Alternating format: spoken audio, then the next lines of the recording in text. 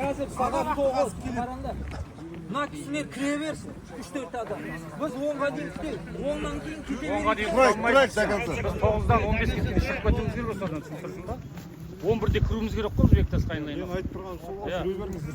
11-ге дейін кіруіміз керек бізге. Елдің азаматтары көліктеріңізге отырып жұмыс орындарыңызға бара беріңіздер. 3-4 адам қалды сіздердің қазір сонда 3-4 адам представитель сіздердің өкілдеріңіз ғой, бірге жұмыс жасап, бірге нан тауып жүрген. Жігіттер, сол ұжымдық арызды осындай шарттарменен ары қарай созайық деген бір ұсыныс сіздерден болды ма жазбаша түрде? Біз жазбаған жеріміз жоқ.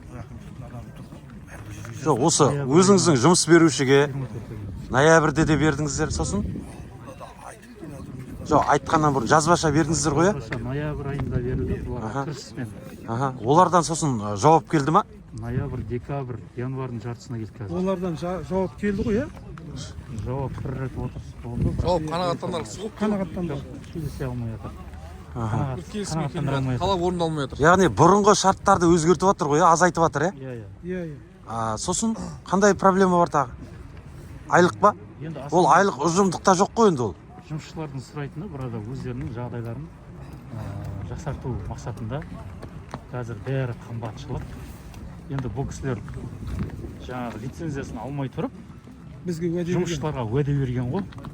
Мен мынау лицензияны бірге қосылып алып алайық, бізге поддержка беріңдер, содан кейін сендердің айлықтарыңды тағы да үстіне қосып көтеріп. Лицензия на недропользование ма? Иә. Қашан алды оны? Кеше ноябрьде алды.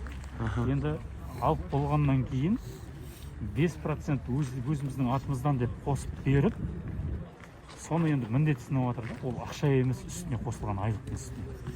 Сосын енді ұжымдық шартымыз ғой біздің burada сұрап тұрғанымыз тек қана. Жұмыс ол уақытылы бәрімізде барғымыз келіп тұр, ешкім отказ беріп жатқан жоқ. Жаңағы ұжымдық шартымызда бізде сұрап тұрғанымыз ішінде индексацияны қосу.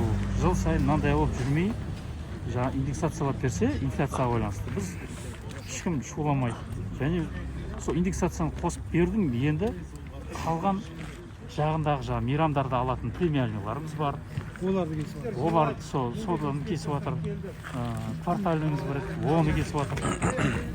Сонымен осындай неге шағымданып жатыр ғой жұмысшылар. Келіспей жатыр.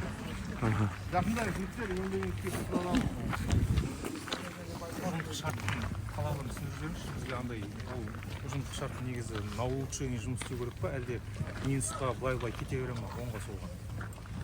Жұмысшылардың жағдайын жақсарту мақсатында емес па, еңбек шарт деген? Кеше біз осы мәселе бойынша жиналдық. Түске дейін де отырдық. Ван Булмасаны, осындағы өкілі, инвестордың өкілі. Сосын советник бар, инвестор Аружан Салаватов.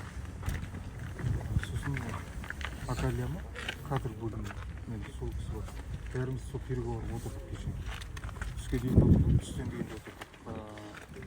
Ең бірінші кезекте инфляцияны индексациялау мәселесі бойынша ең негізгі көтерген сіздердің требование сол болды. Біз соған қол жеткіздік.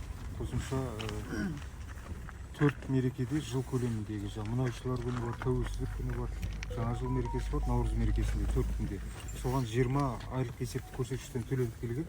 20 айпырмыз. Соны 30 МРП-ға көтеруді сұрағансыздар, иә? Соны біз 25 МРП-ға көтеруге келістік. Өйткені мына жағынан 5 баланы оқыту міндеттемесін алған компания, мекемесі. 5 баланы оқыту әрқайсысына $15,000 қаралған екен. Бұл компанияның міндеттемесі. Бұл министрлік тарапынан қойылған талап болып есептеледі. Әр мұнай компаниясына жергілікті азаматтардың балдарын оқытуға көмекшісіға байланысты. Сол қаражатты общий $79,000 теңгеге шаққанда, соны біз 20 МРП-ны 25 МРП-ға көтеруге келістік.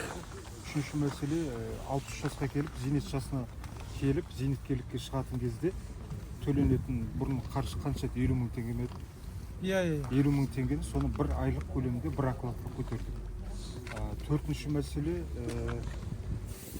жазғы еңбек демалысына шыққан кездегі жазғы сауықтыру демалу орындарына, санаторийлерге баратын қаржы бұрын 2 миллион теңге болған, 1500 МРП айлық есепті көрсеткіші көлемінде, соны 1 миллион теңгеге қосып 3 миллион теңге қалдық. Осы 4 талапты біз кеше азаматтармен отырып осындай келісімге келдік. Енді сіздердің қойып тұрған талаптарыңыз 90 сайын берілетін квартальный, ежеквартальный премия бар екен. 50 мың теңге көлемінде. Енді соғанда индексацияны жүргізу керек деген талап қойған екенсіздер. Квартальный алып санасын. Бірақ квартальный басты сұрағым, сіз менің сұрағымды түсінбеген шығарсыз. Еңбек шартының мақсатын айтып беріңізші. На улучшение, жақсарту мақсатында жұмыс істей ме, әлде ұжымдық шартты енді мекеме өзі қарастырады, өзінің мүмкіндігіне қарастырады. Өзінің мүмкіндігі бұл жерде қалай? Басты мүмкіндігі бұл қаржылық мүмкіндігіне сәйкес. Енді қазір КАМның қаржылық мүмкіндігі қалай екенін мен білмеймін, оның ішкі кухнясына біз кірген жоқпыз. Өз қаржысы өздерінде, бірақ қызметкерлердің талабына қатысты ыңғайлап ұжымдық шартты видео айтып отыр ғой енді. Біз деген ұжымдық шарт жұмысшылардың жағдайын жақсарту керек қой десек, олар қай заңда айтылған көрсетші деп тұр ғой. Біз сол үшін сұрап тұрмын. Дұрыс қой. Енді ол жаңа айтып тұрмын, қайталап айтамын. Мекеменің, компанияның мүмкіндігіне сәйкес іске асырылады ол. Ол бұл жерде қаржылық мүмкіндігіне сәйкес. Егер мекеме добычаны жақсы жасап тұрса, басқа экспорты бар, өткізетін өнімдері бар, сол мүмкіндіктерге сәйкес келіп тұрса, қаржылық мүмкіндігіне сәйкес, ол кезде неге жасамасқа? Ол кезде компанияның өкілі жасайды. Компанияның инвесторы. Бұл жерде енді бір мәселені түсіну керек. Бұл жерде отырған азаматтар тікелей инвесторға тәуелді, инвесторға қарай. Бірақ енді біз облыс әкімінің бастамасына сәйкес жалғыз КАМ компаниясы емес, облыс көлемінде басқа мұнай компаниялары бар, басқа да қаншама қыруар адам жұмыс жасайтын кәсіпорындар бар. Соның барлығында жалақысы жалпы алғанда 130%-ға артты. Жалғыз бұл КАМды айтып тұрған жоқпын. Бұл жерде 51-52 мекеме бар облыс көлемінде. Ірі кәсіпорындар дегеніміз олар 500-ден адам жоғары, 300-ден жоғары. Сондай кәсіпорындар бұл жерде. Енді ары қарайда қалам десеңіздер, переговорға кірем десеңіздер, ары қарай өзіміздің талап тілегімізді, ұсыныс пікірлерімізді айтам десеңіздер, мен сіздерге өтінішім, мен еңбек инспекциясының басшысымын, аты жөнім Бектемір Жұмағұл. Осы жерде бір бас көтерер, бір 3-4 адам қалыңыздар. Менімен бірге еріп, қазір әкімдіктің де өкілдері келеді. Бәріміз бірге 3-4 адам қалыңыздар, қалғандарыңыз жұмысқа жүре беріңіздер. Одан шешілмей тұр ғой. Мына жерде барлығыңыз қазір топырлап тұрғанмен айқай шығарғанмен мәселе. Айтпайды деп, осындай деп мысалы.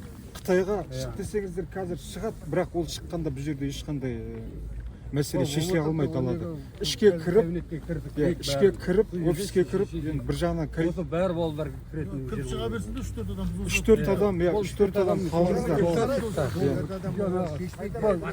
Жоқ қомның өзі, бұндай айтқан, сіздердің жұмысшылардан қорғайтын болмайды ғой. еңбегіміз берілгенде бұл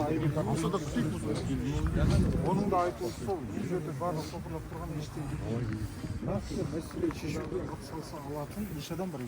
3 адам, максимал 4 адам бар. гарантия керек қой, оңай шешілетін. Гарантия сіздер ғой, сіздер бірге бәрін жоқ, біз үшеуміз қалыптас келісе алмай, үшеуміз қайттан басымыз салбырап тұрса, біз ішке барған талаптайды ғой, бәрі шешалмадық дейміз. Бірақ ішке қосылып тұрған бар ғой. бұл жерде 150 адам, адам қаласыламыз. мен тыңдаңыздар, 150 адам, 100 адам тұрып мәселені көтеріп шешкенде бір 3-4 адам қалып нақты мәселелерді оңаша отырып шешкенде екеуі де бір осы уақытқа дейін шешілмеген мәселе жаңа шет-жағасын бастап кеше компромиске келдік компанияның өкілдерімен. Әрі қарай бұл жерде бәріміз топырлап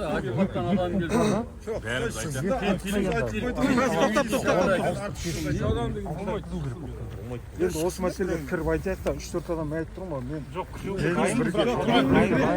қалғандарыңыз көліктеріңізге отырып жұмыстарыңызға кете беріңіздер. болмайды. Бұл жерде